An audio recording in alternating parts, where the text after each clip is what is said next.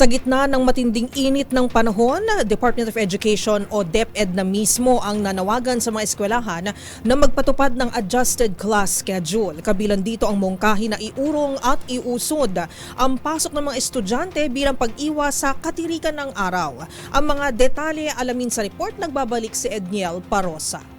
Kung mga magulang ang tatanungin, paborang marami na magpatupad ng adjusted na oras ng klase mga paaralan. Sa pag-ikot ng DZRH News sa Pasig City, pare-pareho nilang sinabi na tulong ito sa pagtutok ng mga bata sa eskwela sa gitna ng tumitinding init ng panahon.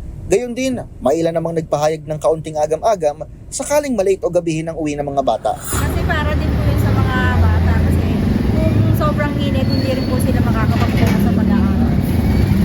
Bata hindi makakonsentrate sa pag-aaral niya eh. Laging inaano yung init eh. Oo, pero wag naman yung sobrang gabi kasi siyempre yung mga estudyante kailangan nila yung gagabi kasi maraming mga babayran nawawala. Para lang mag-ingat, no? O para lang mag-ingat. Reaksyon ito ng mga guardian sa kalatas na inilabas ng Kagawaran sa Edukasyon na pumapayag sa mga eskwelahang mag-adjust ng pasok sa gitna ng mataas na heat index. Ayon kay Secretary Sani Angara, pwedeng iurong ng mga paaralan ang kani-kanilang klase mula alas 6 hanggang alas 10 ng umaga at alas 2 ng hapon hanggang alas 6 ng gabi.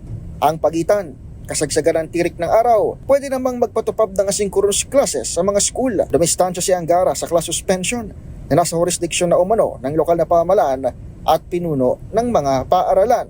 Sa ngayon, kanya-kanyang diskarte ang mga LGU sa deklarasyon ng walang pasok o kanselasyon ng face-to-face classes dahil sa damang init ng panahon. Para sa MBC TV Network News, ito si Edniel Parosa ng DZRH. Una sa Pilipinas, una sa Pilipino.